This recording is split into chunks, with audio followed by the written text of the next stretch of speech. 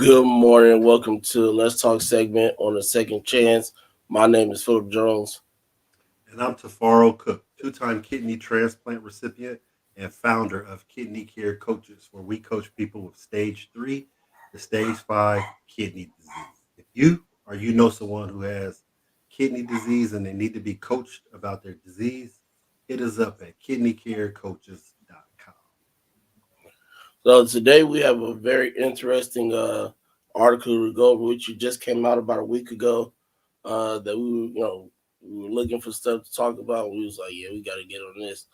Um, and the name of this article is "Scientists Transplant Two Gene Edited Pig Kidneys into a Human Recipient." Now, we've all heard of the one, Dr. Montgomery at John Hopkins and, He's at things NYU like, now. oh, NYU, I apologize. Um, and so to get to watch, see something like that, these things are coming to fruition. I Miss mentioned before he was having this conversation with Dr. Montgomery years ago, and he was like, "Yeah, this ain't gonna happen." And then he looks up and and we hear we hear and we talking about it. So let you know when doctors have their minds on something and then it's something that they want to make happen, they get it done. Um, so we'll get started. We're not gonna read this whole article because it's rather long. We'll just go with some key things. So the first paragraph says the University of Alabama at Birmingham, Marnix E. Hersink School of Medicine announces today the first peer-reviewed research outlining the successful transplant of genetically modified clinical grade pig kidneys into a brain dead human individual, replacing the recipient's native kidneys. These positive results demonstrate how xenotransplantation could address the worldwide shortage crisis. And if you notice, it said replace the recipient's native kidneys, which means that this is what the true definition of technically what a transplant is. We've had this conversation before. A lot of people think that your kidney, if it's not causing any harm, then they don't even remove your native ones. They just place one um, in it. That's why it goes in that front area on the left or right side. So they were able to go in and remove the ones. I mean, because it was less invasive as well. He was already gone. He what did not to do with the recovery pain or anything like that. So they went in, removed his native ones, and then replaced it with the pig kidney. So I mean, for them to make that jump so quick, because we just talked about the first one, what was that, about a month ago or so, Mr. Cook? Yeah, man. Literally the end of the year. It was, if I'm not mistaken, I wanted to say around November, early part of December is when we talked about that. But what I want to address is, like you just said, the first one was Dr. Montgomery at NYU. He did a single pig kidney outside of a cadaver's body. The second was there's a human being right now. I can't think of the gentleman's name. We did a story on him. He is right now thriving with a pig heart. He I don't know if he's out of the hospital yet, but I know he's thriving with a pig heart.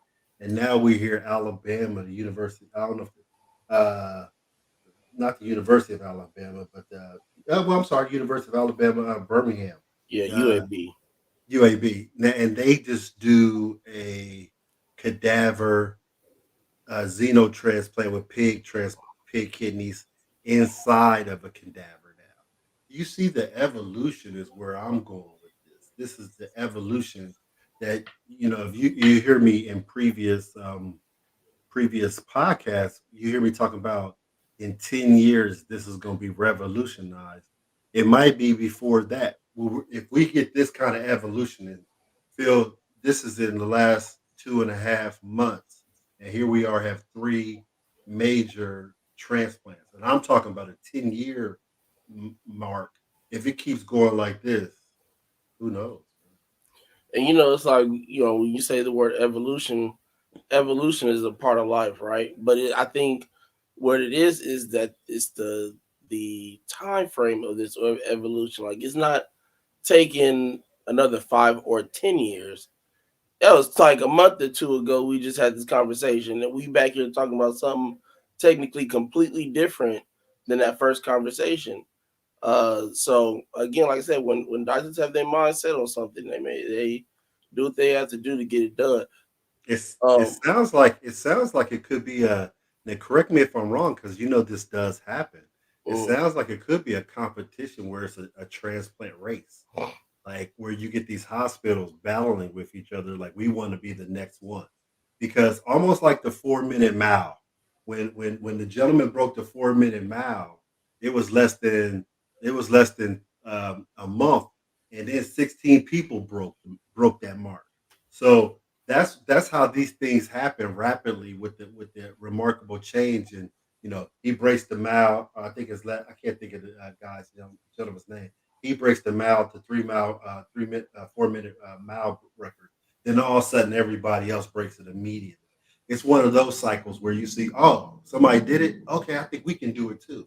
And right, they just take that information but they go farther and farther and farther with the expansion of it, man. It's truly remarkable. definitely, definitely. Let me see. The next paragraph that I wanted to read was the gene. The I'm sorry.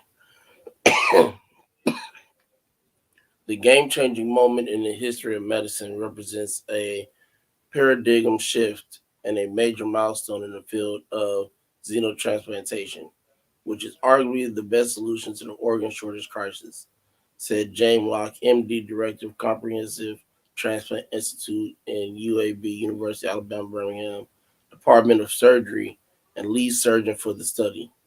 We have bridged critical knowledge gaps and obtained the safety and feasibility data necessary to begin a clinical trial in living humans and end stage kidney failure disease.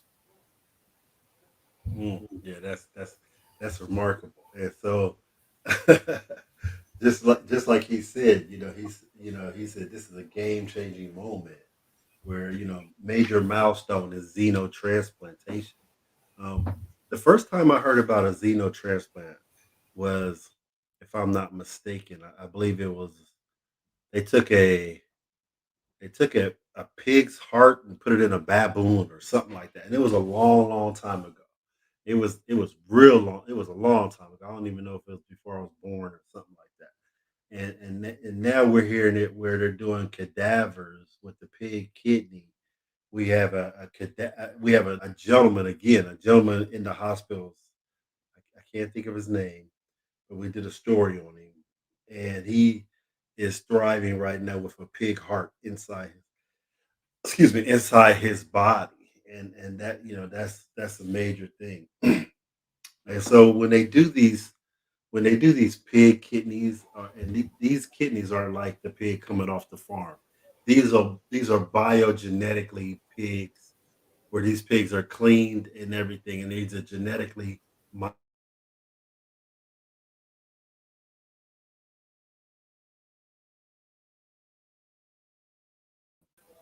to let them know that this is how it goes. Go ahead, Phil. Do you want to read some more, or do you want me to take it over? Or what? You- We could go through the about the study if you want to start that off, and it will just kind of alternate in that little section. Okay, let me find that part. Okay, about the study. The peer-reviewed research is a study of ambitious scope and a great significance, given that more than 800,000 Americans are living with kidney failure. Most never make it to the waiting list, and far too few human organs are available to put a dent in that number. Although dialysis can sustain life for some time, transplantation offers a better quality of life and a longer life, with few individuals who can gain access to transplantation. Each stage of this descended xenotransplant study approximated the steps that might be taken in a phase one xenotransplant clinical trial. So it talks about the process, and I just want to tell our listeners about the process. It says the kidneys are removed from a donor pig housed in a pathogen-free, surgically clean facility. The kidneys were then stored, transported, and processed for implantation. Implantation, sorry about that. Just as human kidneys are. Both surgery, the brain dead recipient, and the donor animal underwent a cross match compatibility test to determine whether the genetically modified pig kidney and its intended recipients were good tissue matches. So they're basically doing the same things that they would do with us, when we get a kidney from somebody else. It sounds like they're doing it the same way. They cross match, they bring both a human in and the organ in. It sounds like it's doing the same things, man. Whew, crazy. A cross match is done for every human to human kidney transplant. However, this pig to human tissue match test was developed at UAB and marked the first time a prospective cross match has been validated between two species. Man. The pig kidneys were placed in exact automatic location used for human donor kidneys, with the same attachments to the renal artery, renal vein, and the urethra, the ureter that carries the urine from the kidney to the bladder. The brain dead recipient received standard immune suppression therapy used in human to human kidney allocated transplantation. Wow. What's your thoughts, man? Tell me what you're thinking. Uh, Let me go through one time. Before surgery break, because there was something I wanted to touch on, but it didn't slip my mind. Um,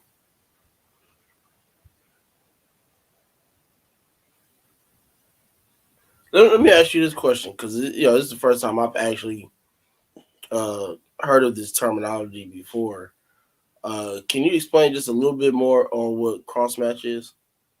Yes. So with cross matches, what they do is they take your genes, they take your DNA, and they match it towards somebody else. And that's what they did with me when I got the incompatible transplant.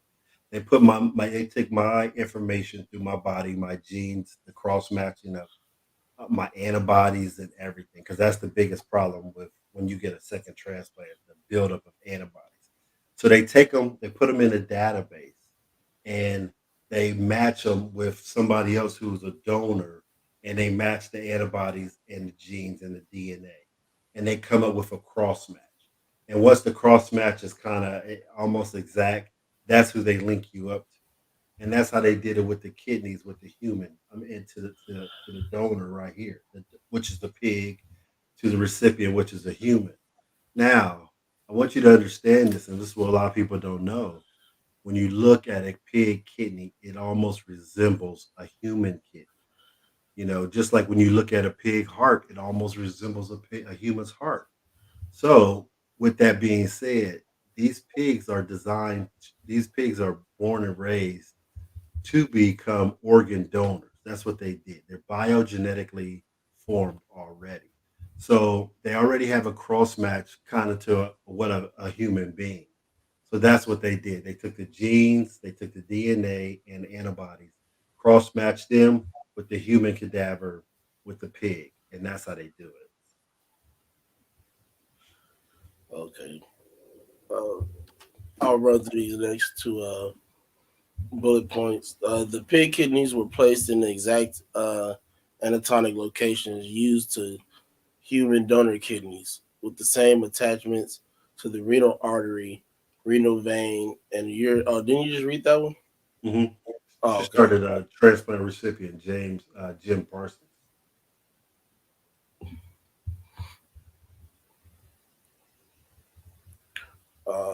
Okay. So, transplant recipient Jim Parsons helps open doors to the future of organ transplantation.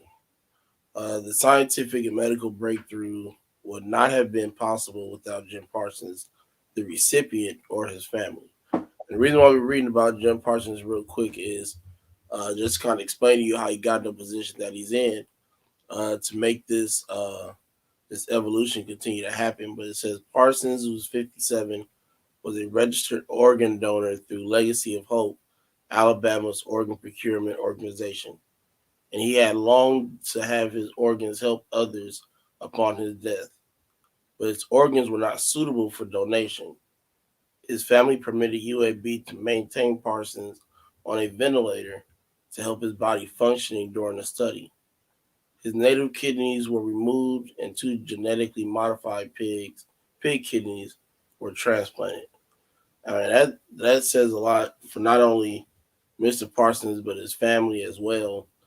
To say it's going it kind of brings me back to Lily. It's like, okay, well, I can't do it the way that I wanted to, but I want to still do it in some kind of way.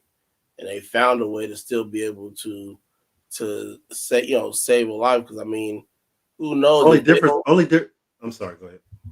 if they don't find Mr. Parsons now, who's to know when they find somebody that matches like he did, whether it's sooner, later, whatever, that's time, but they But were able Mr. to get Parsons was a cadaver, opposed to Lily being a living being.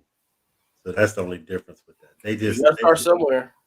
You Oh, gotta start definitely. somewhere. No, I'm not disputing that at all. I'm just saying I think it's a little difference with that because Lily just Lily decided on her own. Their family with Mr. Parsons decided because this was a revolutionary thing, and Mr. Parsons, even though in death, he still provided a lot of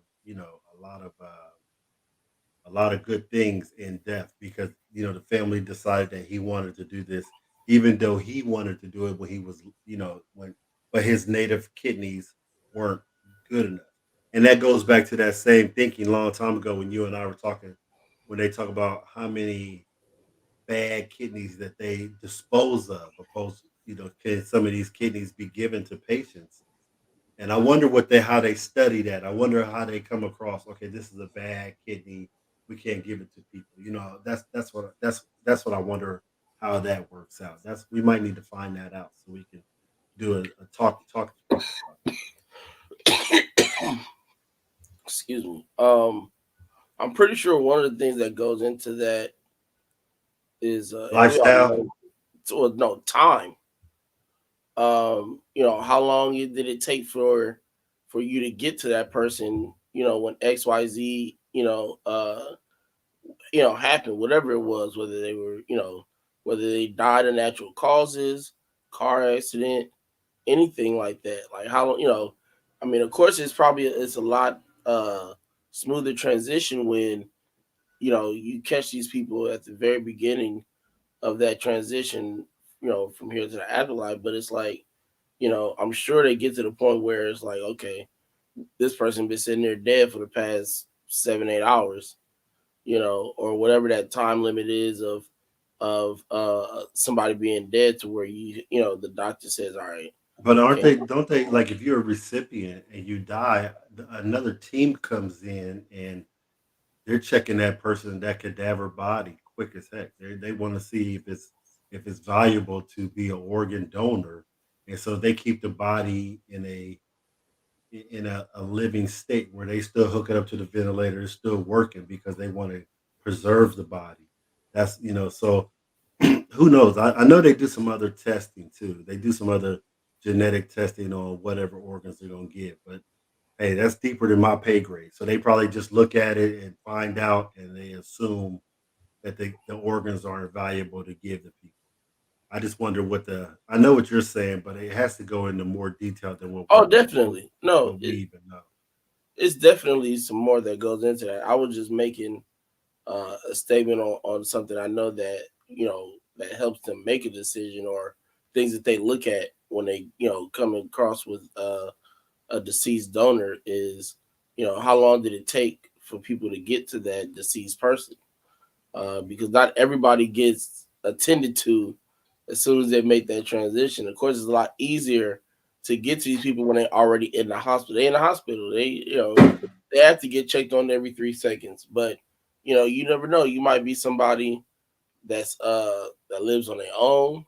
Well, a lot You of know, times people come in from from trauma injuries, car accident, motorcycle accident, and the team is the team is the team is notified, and then they get there, right.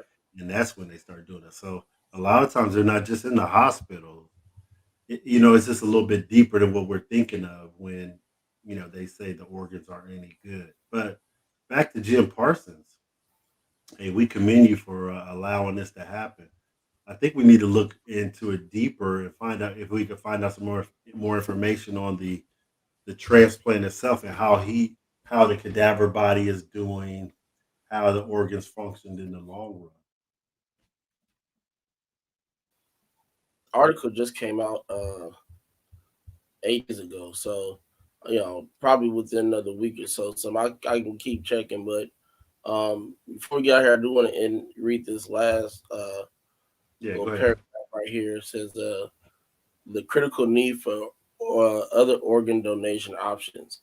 Kidney disease kills more people each year than breast or prostate cancer, according to the National Institute of Diabetes and Digestive and Kidney Diseases. Although transplantation is the gold standard treatment for end-stage kidney disease, fewer than 25,000 kidney transplants are performed, each year in the United States, and 240 Americans on dialysis die every day. Many of these deaths could be prevented if an unlimited supply of kidneys were available for transplant. The wait for a deceased donor kidney can be as long as 5 years, and in many states, it's closer to 10 years. Almost 5,000 people per year die waiting on a kidney transplant. Wow. I mean, You and I both waited double digits. So right. Yeah. Yeah. It's, when you think of a it's, number of it's it's not even a lie. You know what I'm saying? It's not. It's real actual fact that people do wait for over 10 years. So that's what I wanted to make that statement.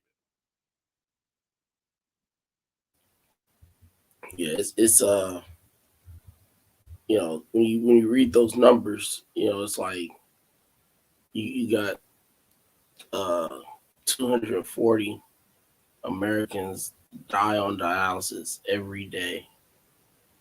I mean, shoot, it's Wow. the 28th of January. Uh,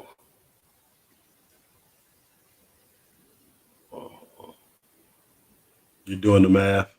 yeah, 240 times Imagine six this though. thousand 720 people within the last 28 days. If those numbers are accurate, which they probably are, but uh, I think they're accurate. It's an average. So think about that though. Think about how many people are being replaced on dialysis every day. Because we don't have a shortage of people being on dialysis. That's for sure. So just imagine the amount that is and what's the two what's the two leading causes? High blood pressure, diabetes. How many? What's the leading race with high blood pressure and diabetes? The black community. yep, So it all coexists down. Every when when you look at the big picture of this. And just like you and I talked about when we talked about cancer getting more love, this thing is bigger than prostate cancer and breast cancer. So wow. That goes to show though who's it has a lot to play with who's it happening to also. So right. hmm, yeah, man. But let's go back to what we're talking about. Just stay on point. It's really really amazing. It's really really amazing how again the evolution of the xenotransplantation is coming. Phil, I'm gonna go out on the limb and say in the next month we'll hear about another one happen. I'm just gonna go out there and say it. What's the day's date? The day's date the 28th. By February 28th, I'm gonna say we might hear about another one. That's my. I'll bet what I'll do 20 push-ups on the on screen. You doing that by 20 push-ups is as easy as me doing one. It's just gonna happen. But um no, I agree. I think, I don't know about I mean, I can't deny it either or disagree because it's we just watch it happen. We went from one to two I mean, come on, man. inside We're inside the body, not outside the body. right. Everything So is progressing more and more. So let's talk about this. But we already have a gentleman right now. You heard me say this the third time saying it because I'm still blown away by it. He's thriving right now with a pig heart inside him right now. So when are they gonna put a kidney in, person? And just think about that. This man, Mr. Parsons, he is a cadaver, but they put two kidneys in him. You know, Dr. Montgomery at NYU, he did one kidney outside the body. That was revolutionary in his own self. Now we're at shit. Now we're at three. Now we're doing over to cadavers inside the body. Now, when are we gonna do one, where it's inside the body and the person's living? Man, I'm gonna say by February 28th, we're gonna hear something else on the xenotransplant. That's all I'm gonna say. And I believe it's a xenotransplant race. I believe all the hospitals are racing to get their information out because everybody want, and I believe it's a good race. Don't quote me. This is a good competition because we're learning more and more to help people to bring value to people's lives, and they're doing it right now. So with you and I, every time we're gonna do a show, I'm gonna go out on the limb and say, if we have a subject already and we find something like this, we need to address this because this is the most revolutionary thing coming down the pipeline when it comes to transplant. And in a minute, are we gonna be talking about lungs from some other species? Are we gonna be talking about you know another heart from somewhere else? Or everything's up in the air? What's your thoughts on that? I mean, I agree with you with the time thing. My whole at this for me, like you said, is probably a race. So my question is, who's this article going to be about in a month? Is it going to be about UAB? Is it going to be about San Francisco State? Is it going to be about Mayo Clinic or something like that, right? That's a good question too, Phil. That's a damn good question. Who knows? But what we're seeing right now is a lot of these biotechnology companies putting a lot of money into these things. So UAB got a big grant from the company. It was a company, I didn't read his name, but when you get the money pushed into this, they can do more research. They can find out what's going on. They can hire the people who can put the work in, the scientists, and all these things. And we're starting to see other companies in this area putting big money into this xenotransplant world because they know the first person that can get this out is the first company that's going to be bringing value to people's lives and their stocks going up. Let's just keep it real. You know, I thought the latest thing was going to be the artificial kidney. Artificial kidney right now has a lot of competition. Artificial kidney for the last year or two, you and I were talking about this. That's all we talked about as far as that was the revolutionary thing. Now we're talking about 3D implantable kidneys. We're talking about you and I addressed. They have a thing where they can give the kidney, rejuvenate the kidney with some medicine or something, literally rejuvenate it, and the kidney starts flourishing. Now we're talking about pig kidneys. Now we're talking about two pig kidneys. Now we're even talking about pig hearts being in regular people. Man, it's definitely game changing. And I'm gonna stick on my again, word. 28th, the 28th of February, we're gonna hear something else by then. By 20th of February, we're gonna hear something else in this on this. That's how fast it's going. we'll definitely check back in on the 28th for sure. Yeah, we'll definitely keep you February. posted. Also, that's what we're Yeah, here. if Don't we forget just to see like and something, subscribe. we can't wait on talking about it. You're probably just here to talk about it, but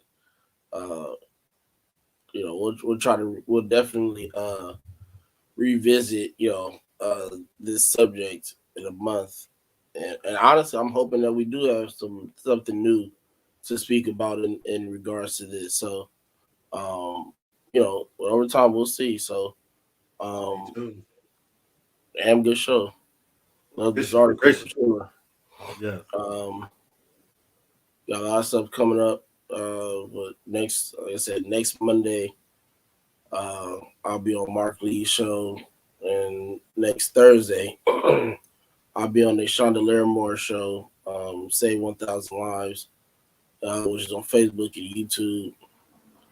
Um, Monday, we also have Kidney Trails coming through um, to tell their story of why they started Kidney Trails, give their stories. Dwayne Williams and Anthony Reed, and the week after that we have Bella Langston coming through to chill with us to tell her transplant story. Also, and then the week of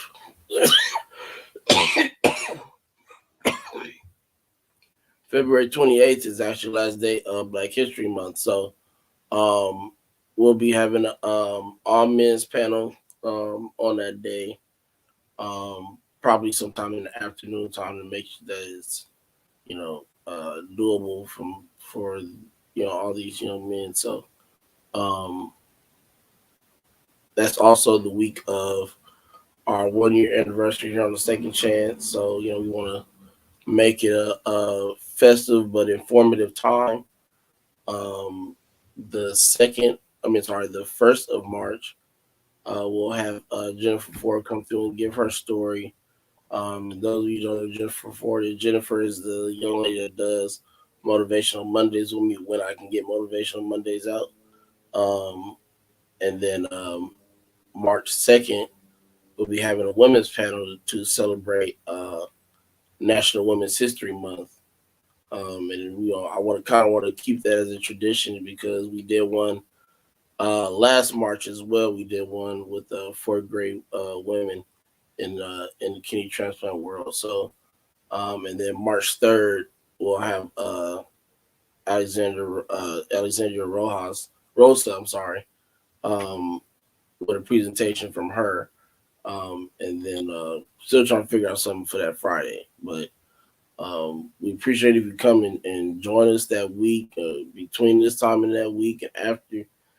Definitely hit that like, subscribe, share button, and we appreciate your love and your support. And we'll see you on Monday. Jeez.